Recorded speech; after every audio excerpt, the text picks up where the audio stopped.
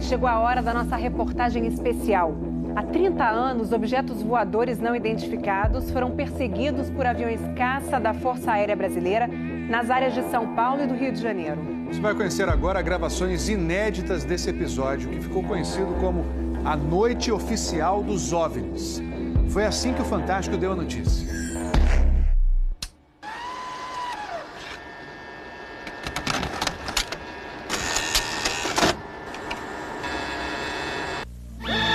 Esta semana, altas autoridades militares do Brasil admitiram publicamente pela primeira vez ter visto objetos voadores não identificados, os OVNIs. O próprio ministro da Aeronáutica, Brigadeiro Moreira Lima, deu a entrevista para informar que pilotos das bases de Santa Cruz, no Rio de Janeiro, e de Anápolis, em Goiás, chegaram até a perseguir e a ser perseguidos pelos objetos voadores não identificados na região de São José dos Campos, sobre o Vale do Paraíba, e trechos do estado do Rio de Janeiro. Eram 21 OVNIs, segundo os militares, que ficaram mais de 3 horas sobrevoando o território brasileiro na noite de segunda e madrugada de terça-feira.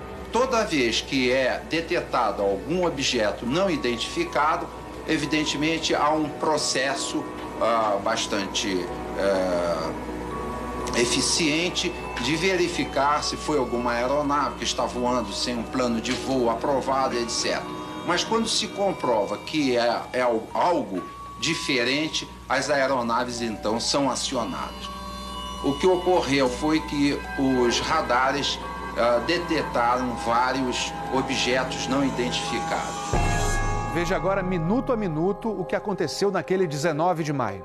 Às 8h30 da noite, um ponto luminoso é avistado pelo controlador de tráfego aéreo na torre do aeroporto de São José dos Campos, São Paulo. Um avião Xingu da Embraer se aproxima para pouso e o controlador pergunta ao comandante: "Você está vendo o ponto luminoso?" O Xingu confirma o avistamento, muda a rota e tenta se aproximar do OVNI. Quem estava no comando do avião era o coronel Osiris Silva, que voltava de Brasília depois de tomar posse como presidente da Petrobras.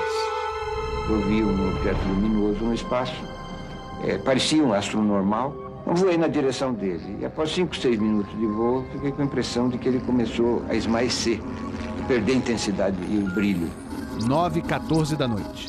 O controle de radar de São Paulo registra sinais sem identificação. 9h20. O controle aéreo em Brasília confirma a presença de objetos voadores não identificados. 10h23. O primeiro jato F-5 decola da base aérea de Santa Cruz, no Rio de Janeiro. Ele carrega armamento de guerra pronto para ser acionado. 10h45. O radar da base aérea de Anápolis, em Goiás, detecta sinais no radar. Um Mirage também armado decola em busca dos OVNIs. 11h15 da noite. O piloto do primeiro F-5 a entrar em ação avista um ponto luminoso e começa a perseguir o objeto voador não identificado. Nosso objetivo justamente era esse, se aproximar e identificar. Nós não conseguimos nem nos aproximar, muito menos identificar. 11h17. Mais um Mirage decola da base de Anápolis para perseguir os objetos. 11h20. O caça F-5 recebe pela primeira vez um sinal no radar de bordo confirmando a presença do objeto não identificado à sua frente. 11h36. O terceiro Mirage sai da base de Anápolis, mas não consegue contato visual com os OVNIs.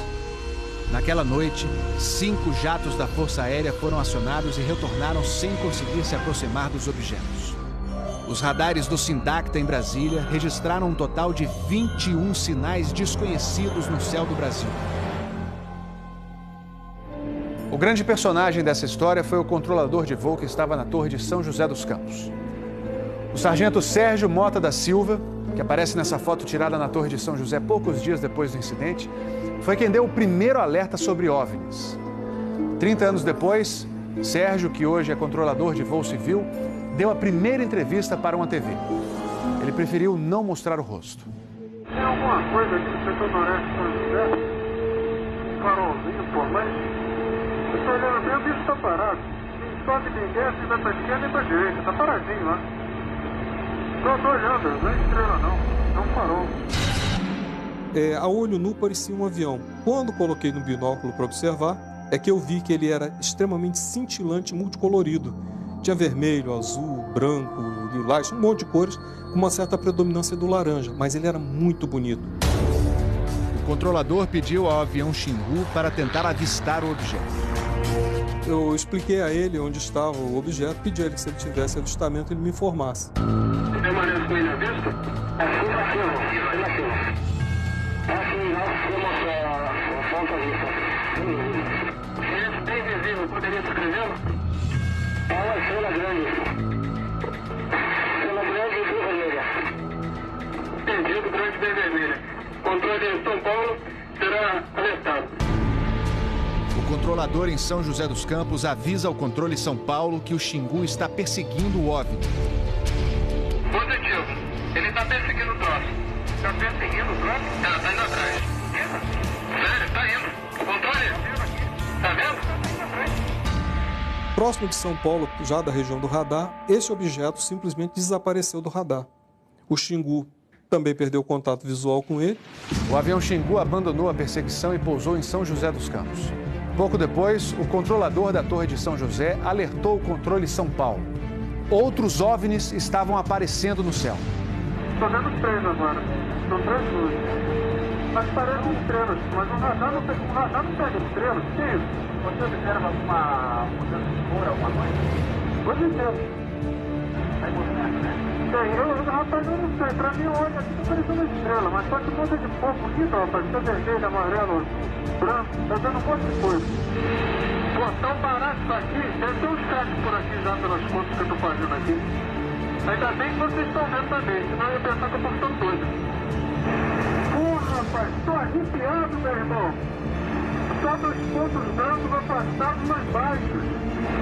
Estão entrando no alinhamento da pista, além da cidade. Tem 2 altos aqui no alinhamento da pista e tem mais uns 2 ou 3 embaixo, no outro baixo agora. Continuam se movimentando. Coisa linda, meu irmão. Pô, tá ficando bom esse negócio, viu? Tá ficando bom.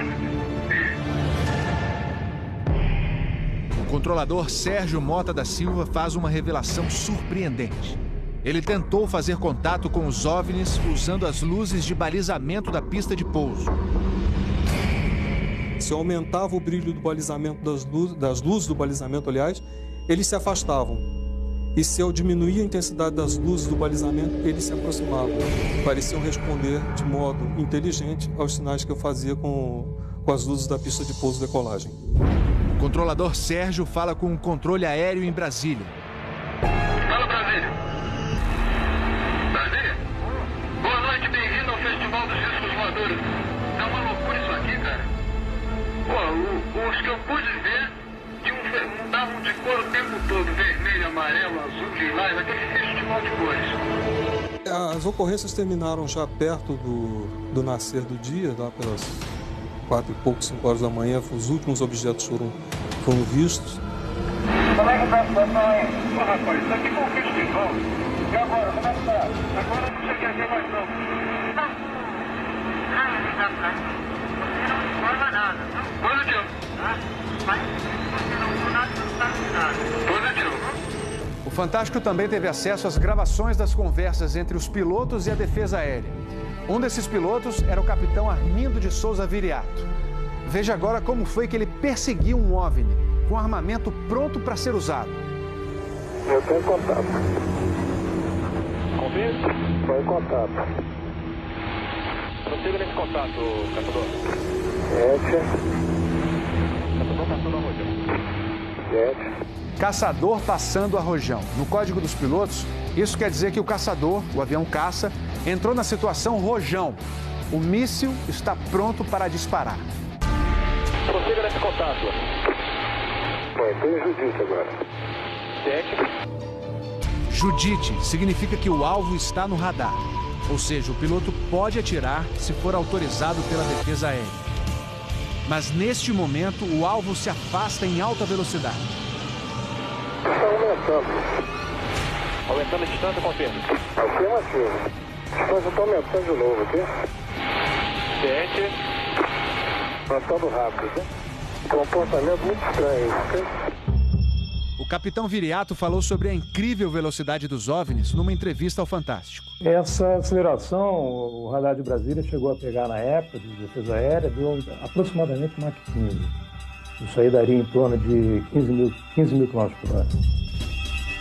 15.000 quilômetros por hora é uma velocidade muito acima dos jatos mais rápidos do mundo, que chegam no máximo a 4.000 quilômetros por hora. Um documento confidencial do Comando de Defesa Aérea de junho de 1986 concluiu: os objetos produziram ecos nos radares do sistema de defesa e também nos jatos que perseguiram os OVNIs.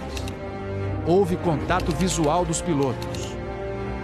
Os objetos atingiram velocidades supersônicas e mostraram capacidade de acelerar e desacelerar de modo brusco. E a principal conclusão do relatório: os fenômenos são sólidos e refletem inteligência, pela capacidade de acompanhar e manter distância dos observadores, como também voar informação.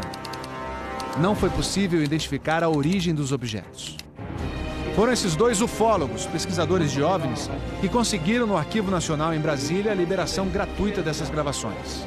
O fenômeno OVNI é real, existe, e o governo sabe disso, as Forças Armadas sabem disso. Essa documentação sendo exposta para o público permite que as pessoas entendam que isso não é brincadeira. Não tem como a gente falar que seriam naves extraterrestres, né?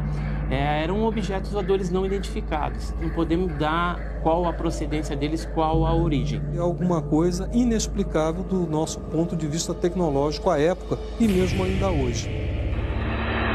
Brasília? Boa noite, bem-vindo ao Festival dos Discos Voadores.